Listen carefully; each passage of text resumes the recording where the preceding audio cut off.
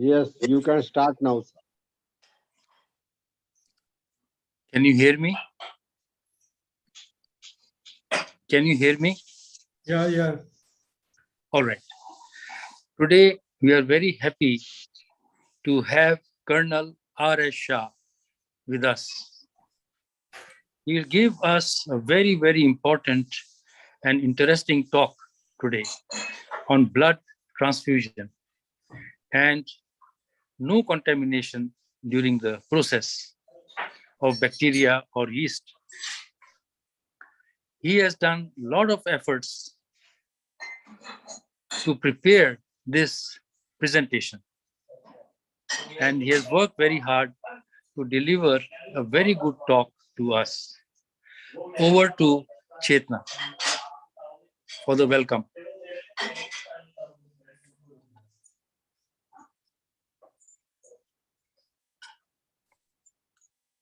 Chetna?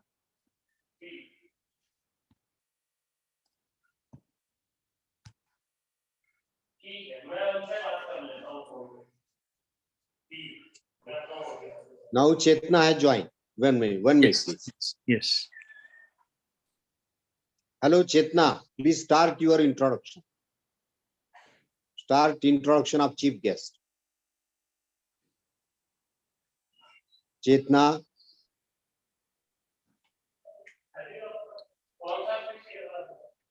Chetna, there is a problem with Chetna.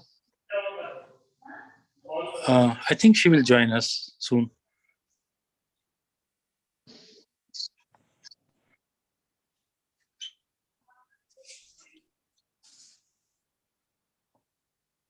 Chetna, now you can talk. Okay, sir. Yes. Sir, am I audible? Yes. Yes, you are audible. Okay, sir. कि तोड़ना है हर पिंजरा मेरी उड़ान अभी बाकी है तोड़ना है हर पिंजरा मेरी उड़ान अभी बाकी है मंजिलें ज़मीं भर नहीं आसमां अभी बाकी है लहरों का थमना नहीं समंदर की बेबसी लहरों का थमना नहीं समंदर की बेबसी बाहर खामोशी सही भीतर कई तूफान अभी बाकी है A marvelous noon to one and all. This is Chetna. A very, very warm welcome to this absolutely wonderful, beautiful, and auspicious interview session that brings together so many special people like you.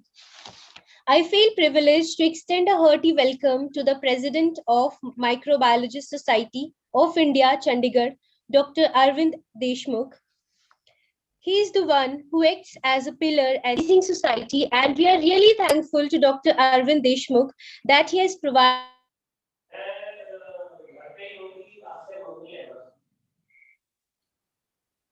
I extend a hearty welcome. Sir, am I audible? Yes, you are.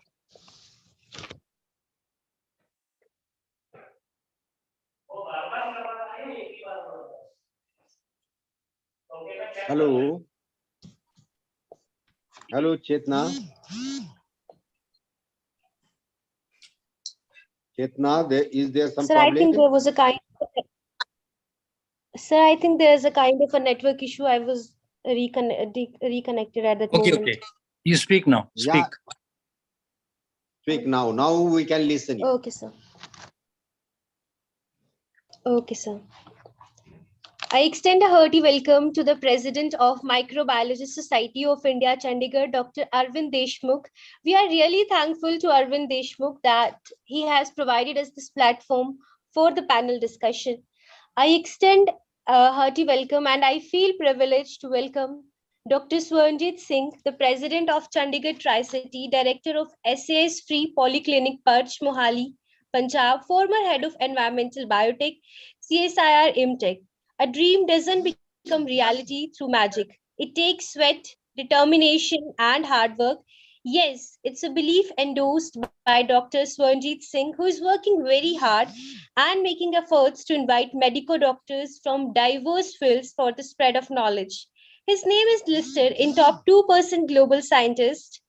Dr. Swaranjit Singh was awarded a prize by the DGCSIR for 2 of his publications that were listed in 70 top publications of the CSIR on its 70th Foundation Day. He has contributed to the society and masses by spreading science to the numerous corners of the country. He is the president of Microbiology Society of India and fellow of so many associations. Dr. Swaranjit Singh is chairman biodiversity and chairman pioneers in microbiology. He has served in MTCC and Gene Bank, now the first idea in India. He is also the member in two WFCC committees. He is the member of Task Force National Biodiversity Authority Chennai. He was awarded Loyola Environmental Award. His publications are in high impact factor journals and the articles are highly cited in the literature and cited approximately 16,000 times. There is no limit of ambitions and that they are not restricted to anyone. One can do all the best possible one is anxious to do, but every ambition must be fulfilled with a great will and sincere efforts for the fulfillment of it. It's really good to have such amazing personalities with us today. On the behalf of Microbiologist Society of India, Chandigarh, I would like to welcome Colonel Dr. Raghbir Singh Shah. His former senior advisor pathology, head of blood transfusion services Delhi, director Rotary Blood Bank Society Resource Center Chandigarh. Sir, we welcome to you on this exclusive interview on prevention of microbial contamination. Colonel Raghbir Singh Shah has done his MBBS from Rajendra Medical College, Patiala. He has done DCP and MD in pathology from AFMC Pune. He did his FIC in pathology from Indian College of Pathologists. Now, some of his qualifications are done now about his some kind of professional experiences that he's having. He never stuck anywhere. He just kept going. He has known teaching and teaching experience in pathology in the armed forces, also worked as senior pathology and head of blood transfusion services Delhi.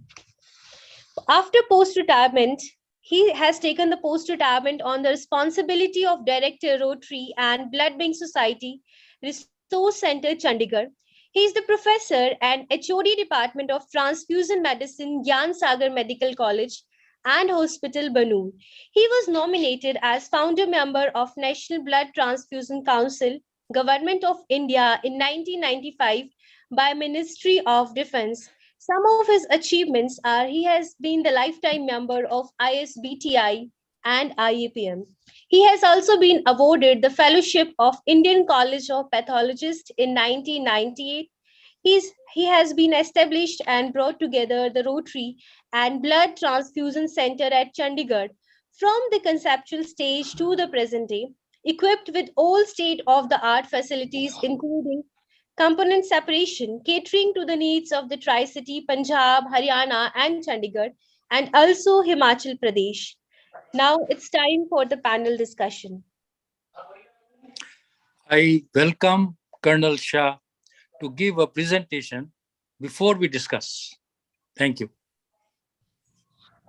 Thank you very much, Dr. Deshmukh, Dr. Swaranjit Singh, and Dr. Chetna for introducing me to the esteemed audience during this lecture.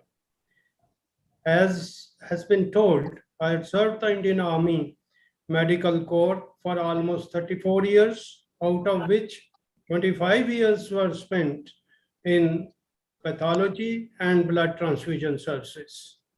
After retirement also, I took over the responsibility of establishing this most modern blood resource center in the Tri-City of Chandigarh, Mohali, and Panchkula in the year 2013. I also served as Professor Transfusion Medicine in one of the medical colleges in Chandigarh. The topic chosen between two of us, Dr. Swaranjit and myself, was blood safety and prevention of microbial contamination in the blood transfusion services. Before I go on to the main topic, I would discuss a historical overview of transfusion medicine. Transfusion of blood was being taken up during the 17th and 18th century also, as we see in most of the Indian pictures. The donor lies on one side, patient lies on the other side, and a tubing is connected. Blood is transfused from donor directly to the patient. Those were the days in the 18th centuries with 100% disastrous results. The first discovery of ABO blood group system took place in the year 1901 when Karl Landsteiner discovered that human blood consists of 4 major blood groups: blood group A, blood group B, blood group AB, and blood group O, depending upon the presence or absence of blood group antigens in the red blood cells. Further, in the year 1914, A. Hustin and Lagole found that citrate could be used as an anticoagulant. Before that, there was no anticoagulant available for storage of blood. This, in fact, changed the whole scenario that you can store the blood, the collected blood. Ra and Turner in 1916 found that glucose is useful in extending the life of red blood cells in stored blood.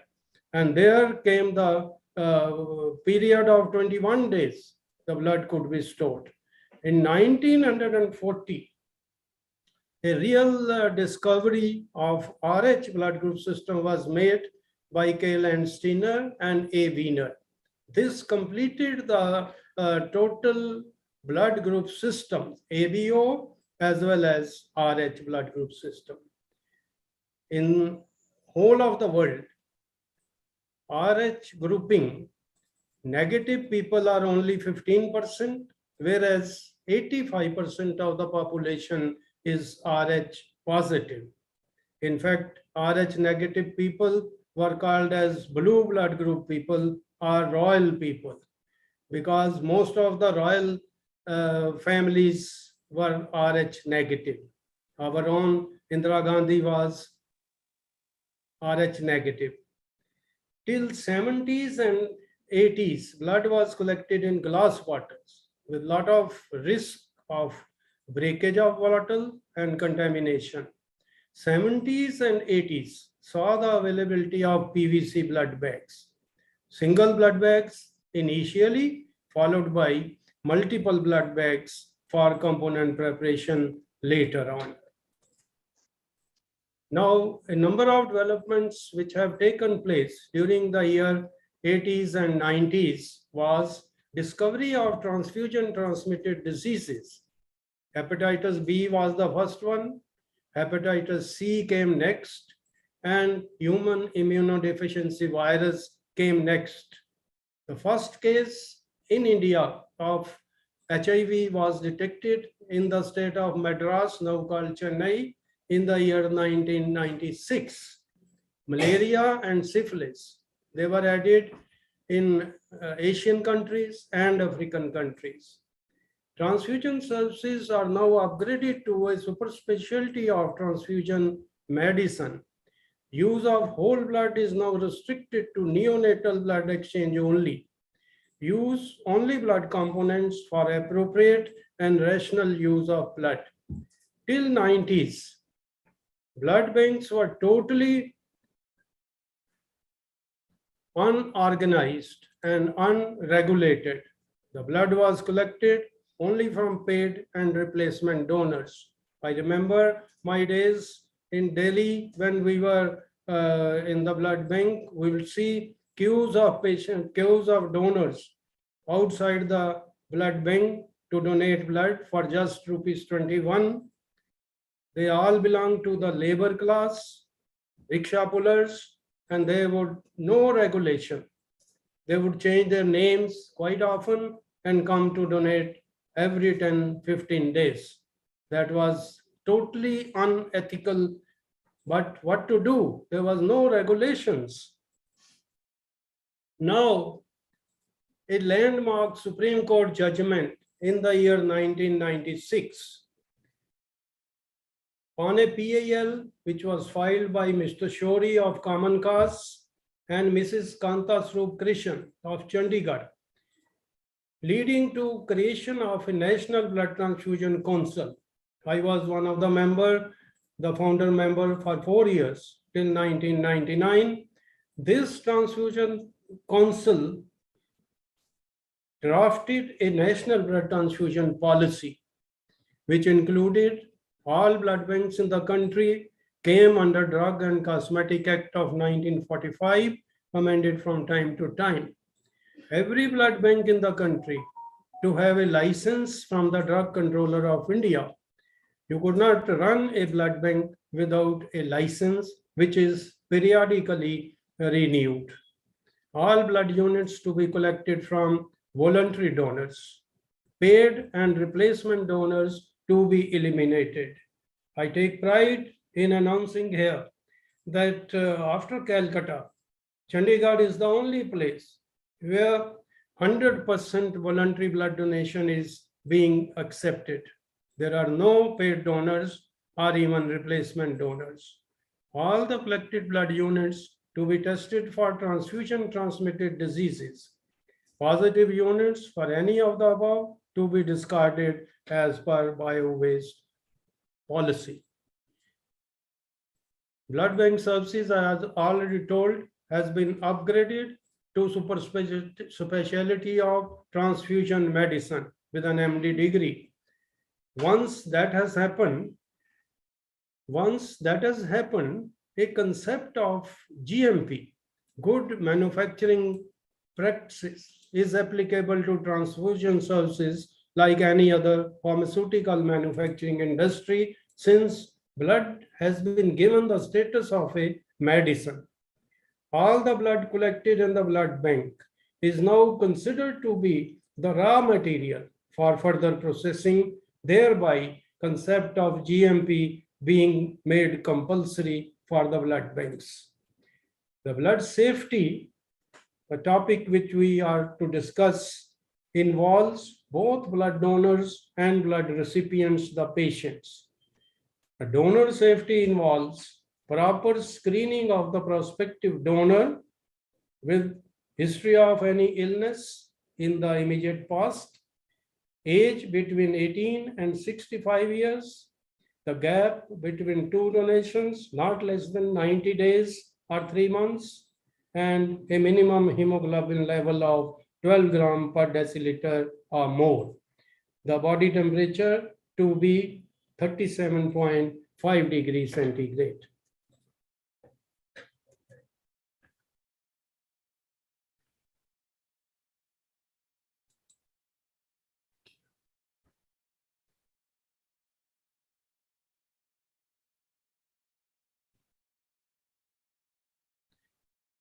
Now, once the blood has been collected, it has to be stored.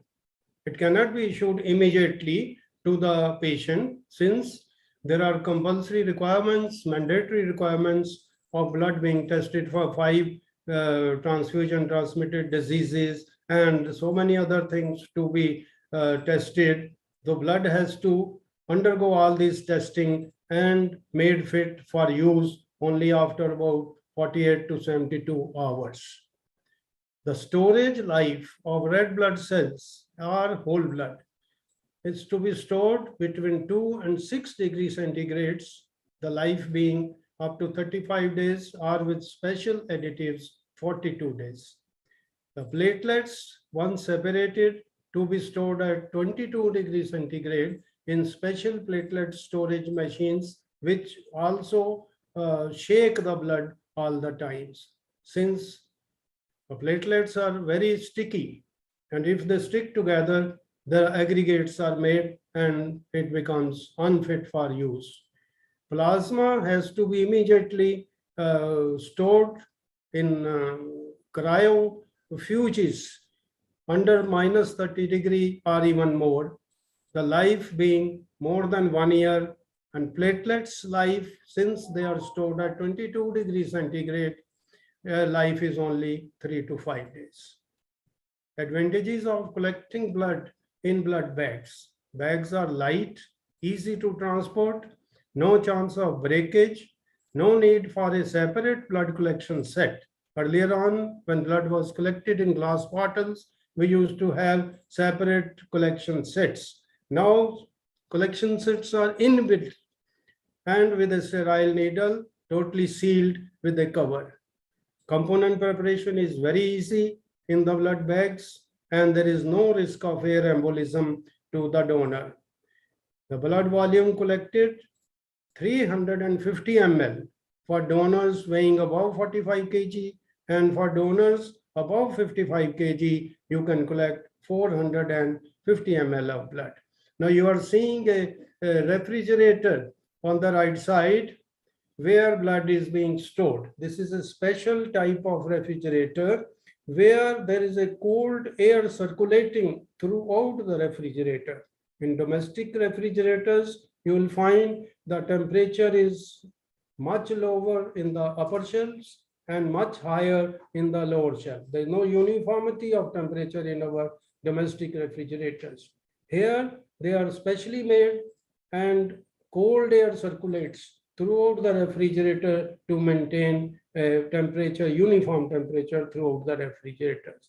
In addition, we check the temperature by keeping thermometers inside the shelves, or nowadays it is mandatory to have refrigerators with graphs on top of it, which records the temperature all the 24 hours, 7 days of a week, and after 1 week or next morning, you can check the temperature. After 1 week, the graph is removed and filed for any inspection or any checking or any investigation later on. The graph has to be stored for 1 year. The points to be kept in mind while storing blood in refrigerators. Avoid temperature fluctuation by not opening the door frequently.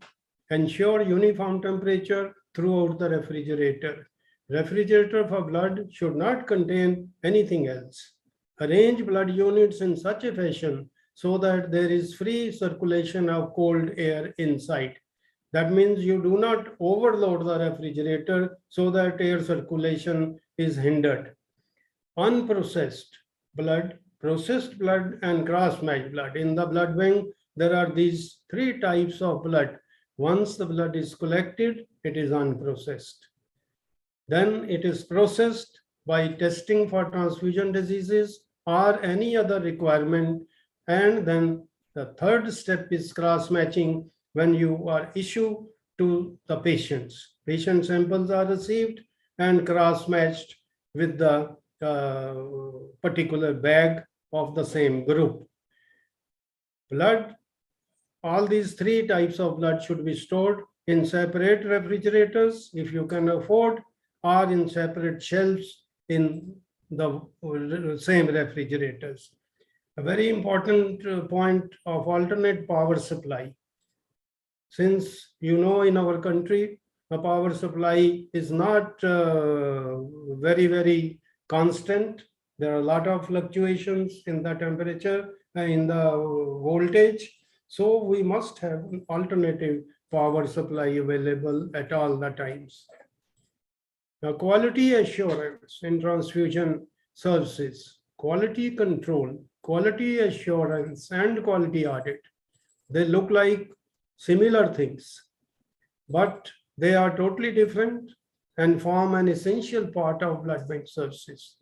Validation and quality check at regular intervals of all the reagents used, of all the equipment in use, technical expertise of the staff, and then each and every blood bank should have its own SOPs, standing operating procedures, to run the show in each and every department of the blood bank. And documentation. Documentation is a very important step in preserving the details of the blood collected and blood issued. These documents are to be retained for 5 years as per Drug Controller of India.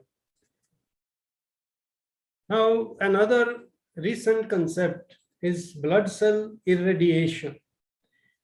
This is not a procedure to sterilize the blood.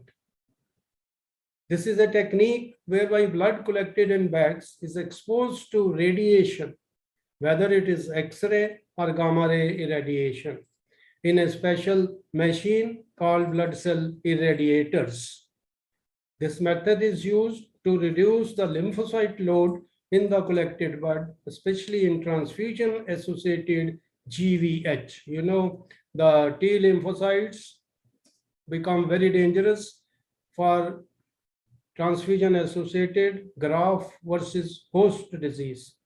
Irradiated blood is also useful in patients at risk after bone marrow transplantation, patients with severe combined immunodeficiency, and patients receiving blood from first-degree relatives. Now, microbial contamination. One of the major topics which I was told to discuss. Now, microbial contamination usually originates with the donor. The first source is the donor, either through skin contamination at the phlebotomy site, or the donor may be suffering from asymptomatic bacteremia, which when processed, especially the platelets, once they are stored at 22 degrees centigrade, can lead to development of microbial contamination in the blood components. Contamination may also occur during processing of the blood. First is collection, second is processing, and then occasionally stored blood may yield the growth of cryptophilic organisms like Pseudomonas, coliform, and Achromobacters, possibly due to prophylactic measures not having been taken at the time of blood collection or preparation of components. It comes down to same thing that you have to take all precaution during blood collection and storage. Platelets are more prone to bacteremia because of storage at 22 degrees centigrade. With strict precautions during collection, preservation, and blood storage, chances of contamination are quite low. Physical inspection of the unit before issue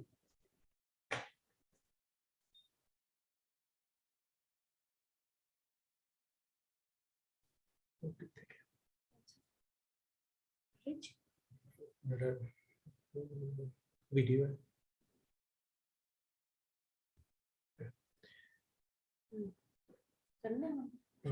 One of the important things which I would like to show during blood collection, you have to take all sterile precautions to be taken during the collection. Puncture site to be cleaned with an aseptic lotion and use a sterile needle. Now you see here, donor is lying on the couch. A vein has been selected and secured, made prominent by BP cuff, and the phlebotomist has put on the gloves. Now she is selecting a proper vein. A selection of proper vein is very, very important. You have to select a proper vein so that puncture is accurate and flow of blood is uniform. Otherwise, clotting may take place. Now you see in this, sorry for interruption.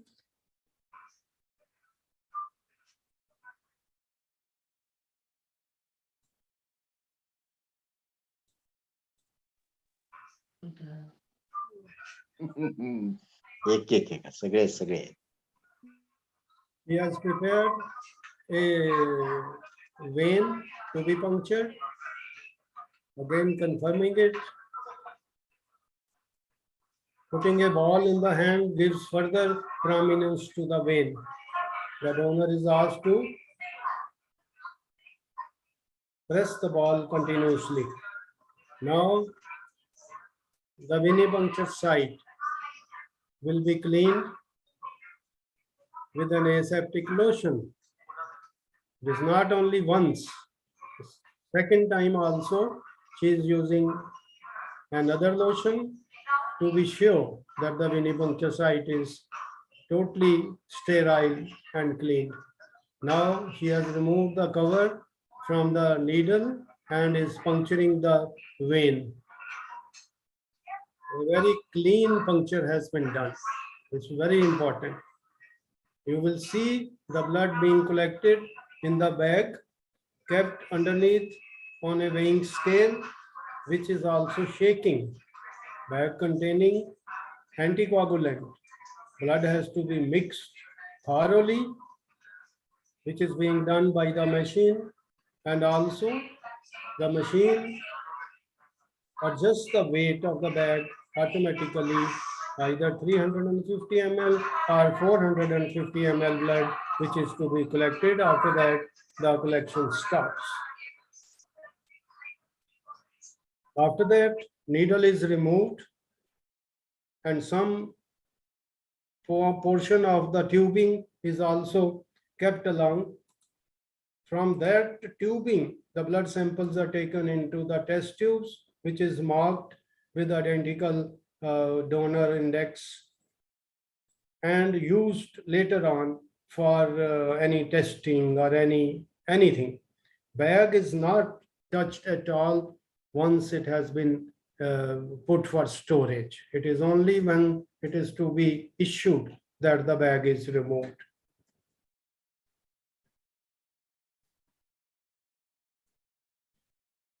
As I told, quality assurance, quality control, and quality audit, blood cell irradiation, and now the microbial contamination with strict precautions during collection, preservation, and blood storage.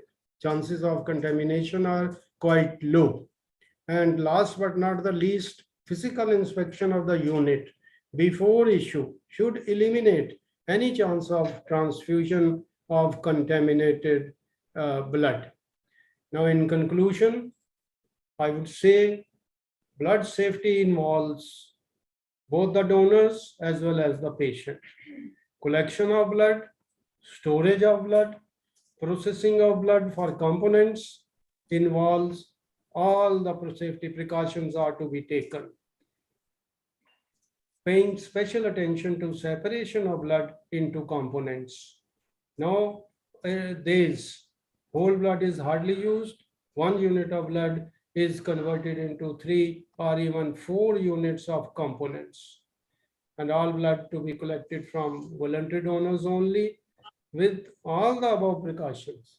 I again stress that microbial contamination of blood has become a rarity. In my 25 years of service in the blood banking, I have not seen a contaminated unit of blood. Thank you very much. Thank you very much, Colonel Shah, for the outstanding, excellent presentation. That was an excellent talk, and we enjoyed it and learned many new techniques which we never knew. So we are, enriched in our knowledge about this important blood transfusion. Let me ask you 1 or 2 questions to understand better. You have told everything, but the audience will understand better. How is blood transported? How do you transport blood? In fact, if it is collection is being made in the blood bank itself, there is no problem. The blood immediately goes into the refrigerator. But yes, most of the times in our country and also in Chandigarh, blood collection is done at blood donation camps. You go to the people's office, college, and homes to collect blood. They come out very freely. From there, the transportation requires, because of the weather conditions, extreme hot conditions, we are to be very careful for transportation of bloods. In our blood bank buses, we have got refrigerators run on batteries. And if not possible, then we have got these thermocol boxes stuffed with carbon dioxide ice to maintain the temperature. And usually up to 2 or 3 hours, it is possible to maintain the temperature between 4 to 6 degrees centigrade during transportation. Right. So it is safe. It is very safe and okay. It's quite safe. It's quite Right. safe. There is a slight chance of contamination when you collect blood from the donor. How do you overcome Slight that? chances are always there. Yes. Minimum chances are always there. I would say 99% there is no problem. No Right. chance. 1% because collection has been not proper, transportation has not been proper. It is lack of supervision. Then the Right. storage, then the component preparation, all these processing, it may 1% chances are there, but Right. I have not seen any. But in your long service, you never saw any contamination. 34 years service, you never saw any contamination of blood. No, That's a no, very, I have not. very good. I have not Very seen. good. Since we have been serving in the military hospitals, which are Yes. very well equipped as far as Right. blood banking services are concerned, the Right. daily transfusion center is one of the best in the country. In Right. fact, when I was heading that till 99, AMC people used to come to us Very nice. to Very good. collect components from us. We had the first component machine in the year 1975. Right. A company called Aminco. A machine was donated to us from America, being Yes. used since then. Okay. Now all these modern machines are available. So it is a very good center. Your Delhi center is a very One good of the center. best center in North India, I would say. Yes. Yes. Okay. Is it safe for ladies to donate blood? Is it all It's right for absolutely ladies? safe.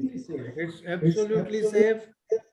Not only for men, it is also safe for ladies. Now we are talking about the gender equality.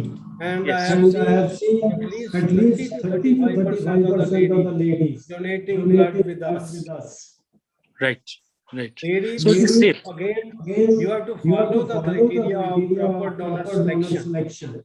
They should fulfill all the donor selection criteria. They should not be pregnant, they should not be lactating, or they should not be having menstruation. So therefore, we used to go to the girls' colleges, a lot of girls used to donate. Like that, there's no problem for ladies also. Actually, there is a feeling that girls should not donate blood. I think that is a wrong feeling.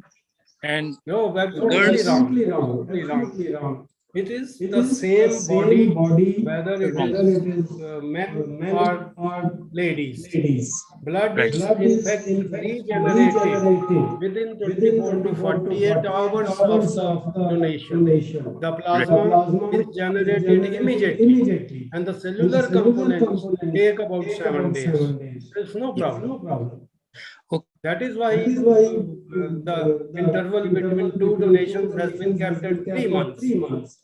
The most safe period when the blood has been regenerated completely.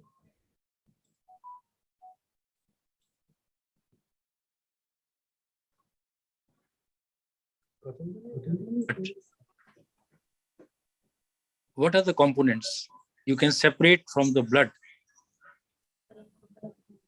We have got a procedure which is called apheresis. Yes. I have talked about the separation of components in multiple blood bags Yes. manually. Now we have got apheresis machines, which I talked about in our center. 1975 we had one. That was a very bulky and very difficult to use. Now machines are available. Very small machine, the donor lies on the couch. The blood from the donor's vein goes into the machine. It is processed as per program in the machine. Whatever component is to be separated is separated by the machine in a blood bag, and rest of the blood goes back to the donor. Donor does not lose the whole blood. Whatever 300 and 450 ml, he doesn't lose that. He loses only about 100 ml of platelets or plasma or whatever it is. There are machines where only one puncture is required, and there are other machines where two punctures are required in both the palms. It takes less time, and blood comes to one and goes back to the other one. Okay. I think there is a echo. There is a echo. So Parminder can off the telephone. Parminder, please off the telephone. There is a echo. Yes. Okay. The last, I want to know, the last question is, what is the importance of RH blood groups in blood transfusion? RH? Yes, RH blood groups. RH has got a very, very important role to play in blood transfusion. RH negative individuals can give blood to RH positive individuals. Okay. There's no problem. All right. RH positive individual cannot give blood to RH negative. RH negative individual have to have only RH negative blood. Otherwise, there are anti-RH antibodies which will react and create a transfusion reaction. This is very, very important in ladies, pregnant ladies. If they are carrying a RH negative lady, carries an RH positive fetus, it can create a problem for both the child as well as the mother at the time of delivery.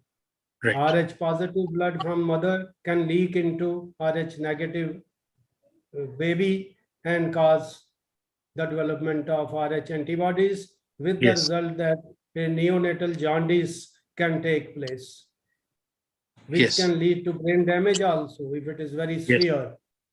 So that is the importance. Otherwise, groups are the same. There's no problem. Is there a technique by which this can be overcome? Is there a technique in the world somewhere? This can be overcome. This can be overcome. There are injections available which are called RH antibody immunoglobulins. Right. Any RH negative lady with an RH positive baby has to be given this injection within 24 hours of the delivery. That stops development of RH antibodies for future pregnancy or for future safety. Yes. Okay. Now it is open for anybody to ask a question. Dr. Deshmukh? Dr. Deshmukh? Anybody wants to ask a question? You can. So, Colonel Shah, if there is no question, then I would like to thank you for giving us an excellent talk and letting us know what is blood transfusion. And there is no chance of microbial contamination. This is a very, very important point, which I was wondering about. But you have convinced me, you have convinced us that there is no microbial contamination in blood transfusion. That's great, and we should clap for it. Thank you very much for giving me this opportunity to talk to this esteemed audience over a period of time. Thank you very much. Thank you. And this will be available on YouTube, which I will send you. Swaranjit Singh, sir. Yes, sir. Yes, I was asking you. Yes, please let me express my few views. This topic was a very, very excellent topic. The reason behind it is that we microbiologists, general microbiology, we rarely go to the such topics. Yes. That is, no contamination during transfusion. Yes. although it is a very important from health point of view. But at least as I taught many years, but I never taught this subject Yes. in my career. I will tell in Hindi, this topic was a hatke topic. Right. Right. That's why really I'm thankful to Shah sir for explaining this topic nicely. It is now recorded, and very soon, by tomorrow, I will circulate in all groups. Very nice. Thank you, sir. Thank you for your presence. Thank you very much, sir. Thank you. And Dr. Deshmukh, I thank you very much for giving us this platform to bring speakers like Dr. R.S. Shah, who is an Correct. expert, who is a national expert on blood transfusion. He was the Yes. head of the best center in India in New Delhi. Very good. And I request you, sir, Yes. Swaranjit Singh, sir, Yes, sir. if possible, definitely we are giving one memento to him. Sure. Sure. But if possible, you give in presence. I will be happy. I will personally deliver the memento to Colonel Shah. Very, personally. very good. Thank And you very post photograph of that much. function, that event Yes. to us. We'll have a function for that, and I will Okay. send Okay. you. Thank you. And I thank you very Thank you much for this for honor. giving us a chance to invite eminent scientists on our Correct. platform. Correct. Thank you. Correct. And for this small function, you can invite some other pathologist, and whatever the expenses required for that function, I will give. Don't worry. All right. I will do that. Because you see, this is a very new topic, and this is a very new entry in our microbiology society. Myself and Dr. Shah were discussing for the last couple of months that how we can relate microbiology to blood transfusion. Correct. So I told Shah Sahab, is there contamination when you transfuse blood? He said no. Then we Yes. formed the idea of this talk, excellent talk. Thank you so much. Okay, bye. You. Bye. Anthony?